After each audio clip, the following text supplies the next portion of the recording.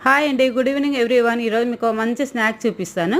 ఒక కప్పు గోధుమ పిండి వేసుకొని 2 టేబుల్ స్పూన్స్ బొంబాయి రవ్వ, ఉప్పు, కారము, చిటికెడు వంట సోడా, చిటికెడు పసుపు, వేడి వేడి 2 స్పూన్స్ ఆయిల్ వేసుకొని మంచిగా ఫస్ట్ స్పూన్‌తో కలుపుకుందాము. తర్వాత కొంచెం కొంచెం నీళ్లు పోసుకుంటూ చపాతీ చేసే పిండి కన్నా కూడా కొంచెం గట్టిగా కలుపుకుందాము. కలుపుకొని 10 మినిట్స్ రెస్ట్ ఇద్దాము.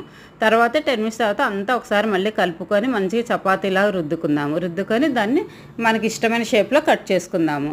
డైమండ్ షేప్‌లో అయినా, స్క్వేర్ షేప్ ఎట్లా అంటే అట్లా మన ఇష్టం. పిల్లలు ఉండే పని అయితే మంచిగా మౌల్డ్స్ వస్తాయి కదా, బొమ్మలు టాయ్స్ వచ్చే మౌల్డ్స్, దాంతో కట్ చేస్తే పిల్లలు హ్యాపీగా ఎంజాయ్ చేస్తూ తింటారనమాట.